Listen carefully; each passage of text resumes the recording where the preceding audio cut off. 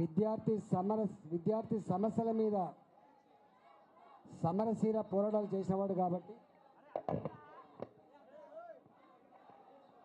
నా తెలంగాణ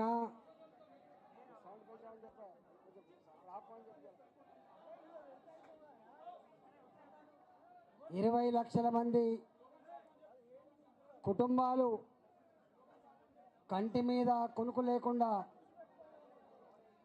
పిల్లల భవిష్యత్తు ఏమైద్దో అనే ఆందోళనలో బిక్కుబిక్కుమంటూ బతుకుతున్నారు కాబట్టి భారతీయ జనతా పార్టీగా ఆ కుటుంబాలకు అండగా ఉండవలసిన అక్కర మాత్రమే కాదు, తెలంగాణ 4 కోట్ల ప్రజానికానికి ఏ ఆపదొచ్చినా ఏ అవసరమున్నా తీర్చగలిగేటువంటి బాధ్యత భారతీయ జనతా పార్టీకి ఉందని చెప్పి మన పార్టీ నాయకుడిగా వాడి నాయకత్వంలో ఈరోజు ఈరోజు 2 రోజుల దీక్షా శిబిరాన్ని నిర్వహిస్తూ ఉన్నాం. ఈ కార్యక్రమంలో గౌరవ పార్లమెంట్ సభ్యులు కావచ్చు, గౌరవ శాసనసభ్యులు కావచ్చు, శాసన మండలి సభ్యులు కావచ్చు, యావత్ పార్టీ యంత్రాంగం అంతా కూడా ఈ కార్యక్రమంలో పాల్గొని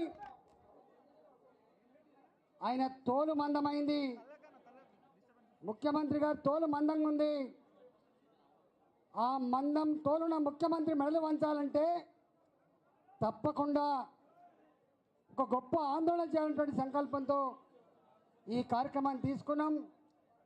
ఈ కార్యక్రమం ఇది ఆరంభం మాత్రమే.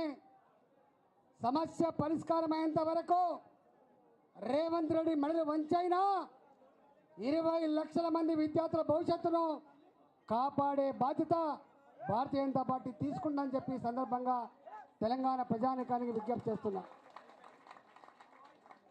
నేను అంటున్నా, ముఖ్యమంత్రి గారు నిన్న నువ్వు మాట్లాడుతున్నావు, నేను లండన్ పోయినా, అమెరికాకు పోయినా, లండన్ స్కూల్ ఆఫ్ ఎకనామిక్స్ గురించి మాట్లాడుతున్నావు, ఆక్స్ఫర్డ్ విశ్వవిద్యాలయం గురించి మాట్లాడుతున్నావు, కానీ ఈ రాష్ట్రంలో కొంచెం ఆపని చెప్పు దయచేసి కార్యకర్తలుగా గమనించాలి. ఎవరు కూడా మధ్యలో ఎవరు స్లోగన్స్ ఇవ్వకూడదు. స్టూడెంట్స్ అదేవిధంగా అందరూ కూడా. ఈరోజు మన దేశంలో మీరు ఏ మహానీయుల గురించి చెప్పిండ్రో, బాబాసాహెబ్ అంబేద్కర్ ఒకటే మాట చెప్పిండు, నా దేశంలో ఉన్న పిల్లలకి నాణ్యమైన విద్య ఇవ్వండి, నా దేశం రేషన్ కార్డులు అక్కర్లేకుండా, నా దేశం ఆరోగ్యశ్రీ కార్డు అక్కర్లేకుండా తన కాళ్ళ మీద తను బతికేటువంటి శక్తి వస్తుంది, నా దేశం సమానత్వంతో బతుకని చెప్పినటువంటి మహనీయుడు బాబాసాహెబ్ అంబేద్కర్ గారిని మనం చేస్తున్నాం. ఆ స్ఫూర్తితో డాక్టర్ కొఠారి గారు ఈ దేశ భవిష్యత్తు తరగతి గదిలో నిక్షిప్తమైందని చెప్పిన మహనీయుడు డాక్టర్ కొఠారి గారు. అబ్దుల్ కలాం గారు బతుకున్నంత వరకు ఆయన పిల్లలతో ఇంటరాక్ట్ అయ్యేది, పిల్లలతో మాట్లాడేది. పిల్లలారా, మీ మేధస్సు వికసిస్తే ఈ దేశం ఫలిస్తుందని చెప్పి నమ్మిన మహనీయుడు అబ్దుల్ కలాం. ఆ అబ్దుల్ కలాం ఆ పిల్లలు గొప్పగా కలలు కనాలి, పిల్లలు గొప్పగా చదువుకోవాలి, ఈ దేశాన్ని ముందుకు తీసుకుపోవాలని చెప్పి జీవితాంతం ప్రబోధించిన మహానాయకుడు ఇవాళ అబ్దుల్ కలాం. ఇవాళ మనం చూస్తూ ఉన్నాం, నరేంద్ర మోడీ గారు దేశ ప్రధానమంత్రిగా ఉన్నప్పటికి కూడా 10వ తరగతి ఎగ్జామ్స్ అప్పుడు, ఇంటర్మీడియట్ ఎగ్జామ్స్ అప్పుడు పిల్లలు టెన్షన్లో ఉంటారు, వాళ్ళతో ఇంటరాక్ట్ కావాలని చెప్పి ప్రతి సంవత్సరం ఇంటరాక్ట్ అవుతున్నటువంటి దేశ ప్రధానమంత్రి నరేంద్ర మోడీ గారు అని చెప్పి మనం చేస్తున్నాం. ఏం కోరుతున్నాడు నరేంద్ర మోడీ గారు? ప్రపంచంలో అత్యధికంగా విద్యార్థులు ఉన్న దేశం నా భారతదేశం, ప్రపంచంలో అత్యధికంగా యువశక్తి ఉన్న దేశం నా భారతదేశం, నా విద్యార్థులు నా యువత క్వాలిటేటివ్గా ఉండాలి, ఆరోగ్యవంతంగా ఉండాలని చెప్పి కలలుగన్నటువంటి మోడీ గారు వారంట మాట ఏంటంటే కుటుంబం ఎదిగితే రాష్ట్రం ఎదుగుతుంది, రాష్ట్రం బాగుపడితే దేశం బాగుపడుతుందని చెప్పి నమ్మే మహనీయుడు నరేంద్ర మోడీ గారు అని చెప్పి మనం చేస్తున్నాం. ఎందుకు వచ్చింది ఇవాళ? నా ఇంట్లో నా కూతురు డాక్టర్ అవ్వడం గొప్ప కాదు, మా రామచంద్రరావు గారి ఇంట్లో వాళ్ళ కొడుకు ఒక అడ్వకేట్ అవ్వడం గొప్ప కాదు, నా కూరగాయలు అమ్ముకునే తల్లి, నా ఆటో నడిపే మా అన్న బండ్లు అమ్ముకొని బతికేటువంటి మా కార్మికుడు వ్యవసాయ పొలాలలో మట్టిని నమ్ముకొని జీవితాంతం మా బతుకు మా పిల్లలకు రావద్దని ఇవాళ పిల్లలైనా గొప్పగా చదువుకుంటే గొప్ప వాళ్ళైతే చూసి మురవాలనుకుంటుంది బాబు రేవంత్ రెడ్డి. నీకు తెలుసా ముఖ్యమంత్రి అంటే అర్థం? నా తల్లి నా తండ్రి నా పిల్లల కోసం ఏం ఆలోచిస్తుందో. 4 కోట్ల తెలంగాణ ప్రజల గురించి మాట్లాడుతున్నావు కదా, తెలంగాణ జాతి గురించి మాట్లాడుతున్నావు కదా. 4 కోట్ల తెలంగాణ ప్రజానికానికి తల్లి ఎవరో తెలుసా రేవంత్ రెడ్డి? తండ్రి ఎవరో తెలుసా రేవంత్ రెడ్డి? రాష్ట్ర ముఖ్యమంత్రి అనే విషయం మర్చిపోతున్నావు. రాష్ట్ర ముఖ్యమంత్రే కదా తల్లి తండ్రి. ఇవాళ నా తల్లికున్న సోయి, నా తండ్రికున్న సోయి నీకు లేనందుకు సిగ్గుతో తలదించుకుంటుంది తెలంగాణ సమాజం. నేను అంటున్నా, నీకేమైనా జ్ఞానం ఉందా? నీకు ప్రభుత్వాలు పార్టీలు వస్తాయి పోతాయి, కానీ ప్రభుత్వాలు మాత్రం శాశ్వతంగా ఉంటాయి. 1947లో మొదలైంది, 80 సంవత్సరాలు పూర్తయింది. అనేక మంది ప్రధానమంత్రులు మారిండ్రు, ఇవాళ ఈ రాష్ట్రంలో అనేక మంది ముఖ్యమంత్రులు మారిండ్రు. కానీ ప్రభుత్వపరమైనటువంటి స్కీములు, ప్రభుత్వపరమైనటువంటి ప్రణాళికలు మంచి అవుతున్నప్పుడు, బాగున్నప్పుడు అమలు చేసేటువంటి జ్ఞానం ఉంటుంది ముఖ్యమంత్రి గారు. నువ్వేమంటున్నావు? ఒకవైపేమో గ్రీన్ ఛానల్ పెట్టినా అంటున్నావు, ఒకవైపేమో డబ్బులు ఇస్తా అంటే కూడా వాళ్ళకి అర్థం కాక భారతీయ జనతా పార్టీ రాద్ధాంతం చేస్తుందని మాట్లాడుతున్నావు. మరోవైపు నువ్వు చెప్తున్న మాట ఏంటిది? నువ్వు చెప్తున్న మాట ఆనాడు కేసీఆర్ పెట్టిన బకాయిలు ఏవైతే ఉన్నాయో అవి నేను చెల్లించాలని చెప్తున్నావు. నీకు జ్ఞానం ఉందా ముఖ్యమంత్రి? నీకు జ్ఞానం ఉందా ముఖ్యమంత్రి? నేను అంటా ఉన్నా, 4 ఏళ్ల క్రితం నేను ఒక ట్యాక్స్ బాకుంటే వసూలు చేయవాను? నేను ఇంటి నల్ల బిల్లు బాకుంటే నువ్వు వసూలు చేయవా? నువ్వు కరెంటు బిల్లు బాకుంటే వసూలు చేయవా? గత ప్రభుత్వమైనా ఈ ప్రభుత్వమైనా ఇవాళ రావాల్సిన బకాయిలు రాబట్టుకుంటాం, ప్రభుత్వాలు చెల్లేది ఉంటే చెల్లిస్తాం తప్ప ఇవాళ నీలాంటి కురుస మనుషులు మాట్లాడే మాట ఇవాళ మంచిది కాదని చెప్పి మనం చేస్తా ఉన్నాం. నేను ఒకటే విజ్ఞప్తి చేస్తున్నా, ఇవాళ నిన్న నుంచి ఇవాటి వరకు ఎవరు మాట్లాడినా కూడా ఒకటే ఇవాళ ఎందుకు వచ్చింది ఫీ రియంబర్స్మెంట్? ఒకనాడు దొరకొడుకైనా కూలి చేసుకునేటువంటి వాళ్ళ కొడుకైనా రైతు కొడుకైనా చదువుకునే విశ్వవిద్యాలయం ఉస్మానియా విశ్వవిద్యాలయం, చదువుకునే medical college Osmania medical college, చదువుకునే engineering college Osmania engineering college. కానీ ప్రైవేట్లో కాలేజీలు వచ్చినాయి, ప్రైవేట్లో విశ్వవిద్యాలయాలు వచ్చినాయి. ఇవాళ మా పేదరికంలో ఉన్న పిల్లలు ఫీజులు కట్టే స్తోమత లేక క్వాలిటీ విద్యకు దూరం కావద్దు, వాళ్ళకు కూడా గొప్ప విద్య అందించాలనే సంకల్పంలో భాగమే కదా ఈ ఫీ రియంబర్స్మెంట్ స్కీమ్ వచ్చింది. గొప్ప ఆలోచనతో ఈ స్కీమ్ వస్తే ఇవాళ ఆ పార్టీకి నాయకత్వం వహిస్తున్న నువ్వు 20 లక్షల కుటుంబాలను వేధించడం కాదు, 20 లక్షల విద్యార్థుల జీవితాలతో నువ్వు చెలగాట మారుతున్న విషయం మర్చిపోద్దని చెప్పి మనం చేస్తా ఉన్నాం. ఇవాళ నా విద్యార్థి నువ్వు ఫీ రియంబర్స్మెంట్ ఇస్తా అంటేనే ఇవాళ ఆ కాలేజీలో జాయిన్ అయ్యిండు.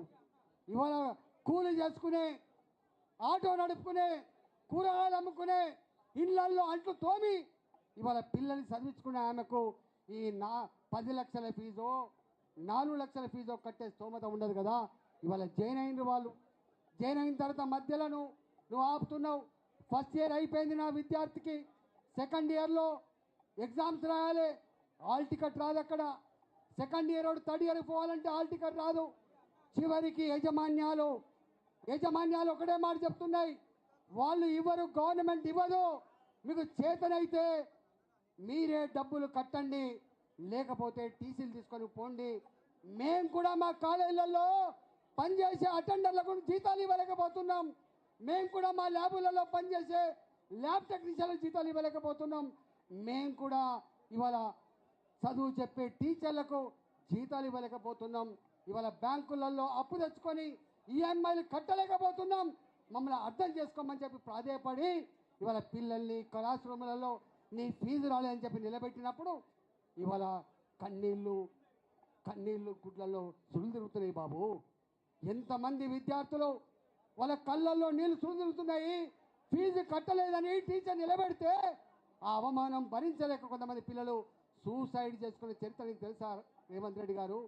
గింత వేదన గింత దుఃఖం ఉన్నటువంటి ఈ ఇష్యూ 20 లక్షల మంది పేద విద్యార్థులకు సంబంధించిన ఇష్యూ నువ్వు గ్రీన్ ఛానల్ అని బుకాయించే ప్రయత్నం చేస్తున్నావు. ఇది మంచిది కాదని చెప్పి నేను విజ్ఞప్తి చేస్తున్నా. నిన్ననే చెప్పినా నేను, నువ్వు అనుకుంటున్నావు నీకు తెలుసా అసలు లెక్క ఎన్ని విశ్వవిద్యాలయాలు ఉన్నాయి, ఎన్ని మెడికల్ కాలేజీలు ఉన్నాయి, ఎన్ని ఇంజనీరింగ్ కాలేజీలు ఉన్నాయి? నువ్వు అంటున్నావు ఒక ఆక్స్ఫర్డ్ యూనివర్సిటీ రాగానే, ఒక్క లండన్ స్కూల్ ఆఫ్ ఎకనామిక్స్ రాగానే ఈ రాష్ట్రం బాగుపడుతుందా? ఇవాళ నీకు నిన్న చెప్పినా మళ్ళీ ఇవాళ కూడా చెప్తున్నా, నీకు తెలుసో తెలియదో ఈ దేశంలో జిల్లా పరిషత్ స్కూళ్ళలో చదువుకున్న వాళ్ళు, నా ఐఐటీలో చదువుకున్న వాళ్ళు, నా ఉస్మానియా ఇంజనీరింగ్ కాలేజ్ చదువుకున్న వాళ్ళు, నా ఉస్మానియా యూనివర్సిటీలో చదువుకున్న వాళ్ళు అనేక పెద్ద పెద్ద పోస్టులు ఇలా అలంకరించారు. దేశం మొత్తంలో ప్రిస్టేజియస్ ఇన్స్టిట్యూషన్స్ ఏవైతున్నాయో అలాంటి ఇన్స్టిట్యూషన్లకు భారత మాత ముద్దు బిడ్డలుగా ఈ విశ్వవిద్యాలయాల్లో, ఈ ఎన్ఐటీలో, ఈ ఐఐటీలో చదివిన వాళ్ళు ఎంత గొప్ప గొప్ప పొజిషన్లో నీకు తెలుసా బాబు? ఇవాళ గూగుల్ సిఇఓ సుందర్ పిచాయ్ ఈ దేశం మట్టి బిడ్డ, ఇక్కడే చదువుకున్న బిడ్డ. అంతేకాదు మైక్రోసాఫ్ట్ సిఇఓ సత్య నాందేల్లా ఈ విశ్వవిద్యాలయం చదువుకున్న బిడ్డ. ఇవాళ ఐబిఎం సిఇఓ అరవింద్ కృష్ణ ఈ భారత మాత ముద్దు బిడ్డ. కాగ్నిజెంట్ సిఇఓ రవికుమార్ ఇక్కడి బిడ్డ. వరల్డ్ బ్యాంక్ ప్రెసిడెంట్ అజయ్ బాంగా ఈ దేశ బిడ్డ.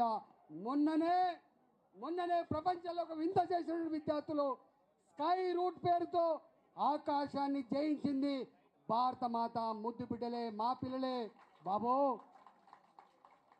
ఇవాళ నువ్వు మమ్మల్ని పట్టుకొని అవమానపరుస్తున్నావు. ఎవరు తృప్తిగా ఉన్నారు రేవంత్ రెడ్డి? రైతు బంధు ఇవ్వకుండా 55-60 లక్షల మంది రైతు కుటుంబాలను వేధించే ముఖ్యమంత్రి నువ్వు. ఇవాళ ఆటో డ్రైవర్లు వాళ్ళు సూసైడ్ చేసుకుంటే చూసి ఆనందపడుతున్నావు నువ్వు. కానీ ఇవాళ ఆటో డ్రైవర్ చచ్చిపోయినా, రైతులు ఆత్మహత్య చేసుకున్నా, పేరెంట్స్ ఆత్మహత్య చేసుకున్నా, యువకులు ఉద్యోగాలు లేక ఆత్మహత్య చేసుకున్నా, ఇలాంటి ఆత్మహత్యలకు కారకుడివి నువ్వు మాత్రమే అని చెప్పి మనం చేస్తున్నావు. నువ్వు మాత్రమే అని చెప్పి ఇప్పటికే తెలంగాణలో ఏ ఊరికి పోయినా, ఏ బస్తీకి పోయినా ఒకటే అంటున్నారు, పొరపాట్ల ఓటేసినాం సారు, పొరపాట్ల ఓటేసినాం, మా చెంప మేమే కొట్టుకుంటున్నాం అని చెప్పి మాట్లాడుకునే పరిస్థితి వచ్చింది. మేం మాట్లాడు కాదు, ఇవాళ మా విద్యార్థులు మాట్లాడు కాదు, నిరుద్యోగ యువత మాట్లాడు కాదు, రైతులు మాట్లాడు కాదు, స్వయంగా కాంగ్రెస్ పార్టీ కార్యకర్తలు మాతో అంటున్నారు, ఉడుము లెక్క వచ్చిండు మా పార్టీలో 20 ఏళ్ళు మళ్ళీ ఈ రాష్ట్రంలో కాంగ్రెస్ పార్టీ అధికారంలోకి చేసిన వ్యక్తి రేవంత్ రెడ్డి అని చెప్పి మాట్లాడుతుంది. ఇవన్నీ మరి నీ ఇంటెలిజెన్స్ వ్యవస్థ లేదా? నీకు ఏం సమాధానం ఇస్తున్నావు? నీకు ఏం సెన్సిటివిటీ ఉంది? నువ్వు ఆలోచన చేసుకోమని చెప్పి కోరుతున్నా. మేము మాట్లాడంగానే మా మీద దాడి చేస్తున్నావు. నువ్వు నరేంద్ర మోడీ గారి గురించి మాట్లాడుతున్నావు, గుజరాత్ ముఖ్యమంత్రి గురించి మాట్లాడుతున్నాం. కానీ నీకు తెలుసా ఇవాళ నరేంద్ర మోడీ గారు ఇవాళ ప్రపంచంలోనే అత్యంత బలిష్టమైనటువంటి నాయకుడిగా పేరు పొందిండు. ఒకనాడు అమెరికా ఉండేది కానీ ఇవాళ భారతదేశం వచ్చింది. థర్డ్ వరల్డ్ కంట్రీ ఉన్న భారత్ ఇవాళ అత్యంత వేగంగా అభివృద్ధి చెందుతున్న దేశం భారతదేశం అని చెప్పి ఇలా మనవి చేస్తా ఉన్నా. ప్రపంచంలో దుబాయ్లో ఉన్నా, అమెరికాలో ఉన్నా, లండన్లో ఉన్నా ఇవాళ ఐఎమ్ ఏ ఇండియన్ అని గౌరవంగా చెప్పుకున్నటువంటి స్థాయికి ఎదిగింది భారతదేశం. ఇవాళ నువ్వు మాత్రం తెలంగాణ పేరు చెప్తే కుమిలిపోయే పరిస్థితి వచ్చింది. నేను ఒకటే ఈ సందర్భంగా విజ్ఞప్తి చేస్తున్నా, రాజకీయాలకు పక్కకు పెట్టు దయచేసి. వాళ్ళ మీద వీళ్ళ మీద మాకు తెలుసుని పతాక శీర్షికలలో వచ్చే వార్తలు మేము చూస్తూ ఉన్నాం. డబ్బులు ఇచ్చి ఎట్లా రాయించుకుంటున్నావో, డబ్బులు ఇచ్చి టీవీలలో ఇట్లా ప్రచారం చేసుకుంటూ చూస్తూ ఉన్నాం. కానీ ప్రచారం చేయాల్సింది టీవీలు కాదు బాబు, ప్రచారం చేయాల్సింది పేపర్లు కాదు బాబు, ప్రచారం చేయాల్సింది ఇగో మా పిల్లలు చేయాలి, మా పిల్లలు చేయాలి. ప్రచారం చేయాల్సింది సోషల్ మీడియా పెట్టాల్సింది ఇగో మా ముఖ్యమంత్రి అని చెప్పి గర్వంగా పెట్టాల్సింది మా పిల్లలు తప్ప ఇవాళ డబ్బులు ఇస్తే పెట్టే సోషల్ మీడియా కాదని చెప్పి మనం చేస్తా ఉన్నా. చివరిగా ఒక మాట చెప్పి ముగిస్తా నీకు, చివరిగా ఒక మాట చెప్పి ముగిస్తాను నేను. దయచేసి మిమ్మల్ని విజ్ఞప్తి చేస్తున్నా, నువ్వు మళ్ళీ ఫర్దర్గా ఉద్యమాలు చేసే అవకాశం ఇవ్వకు. బేషరతుగా ఇప్పటికే హైదరాబాద్ నగరంలో వేల కోట్ల రూపాయల భూములు అమ్ముతా ఉన్నావు. నిన్ననే పోయొచ్చిన కూకట్పల్లికి ఒక కూకట్పల్లి హౌసింగ్ బోర్డు జాగాలు అమ్ముతే 1800 కోట్ల రూపాయలు ఇప్పటికే తీసుకొని పోయినావు. మరి ఇన్ని వేల కోట్ల రూపాయలు తీసుకొని పోయి ఏం చేస్తున్నావు ఒకసారి అర్థం చేసుకోండి.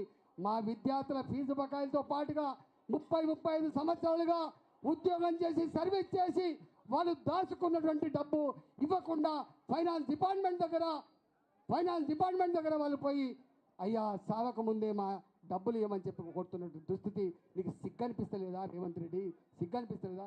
ఈ సర్కార్ 30% సర్కారుగా పేరు తెచ్చుకున్నది. ఎన్ని సంవత్సరాలు ముఖ్యమంత్రి ఉన్నామని కాదు, ఎంత గొప్ప పేరు తెచ్చుకున్నది ముఖ్యం.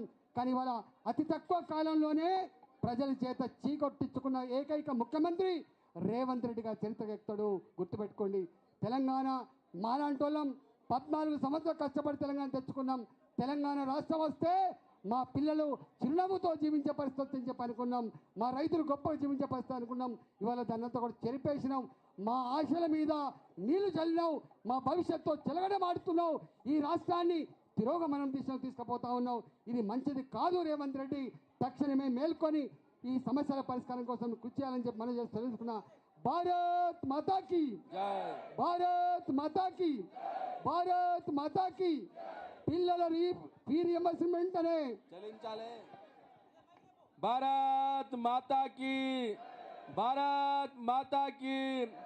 రేవంత్ రెడ్డి ఈ విద్యార్థులంతా కూడా ఒక్కసారి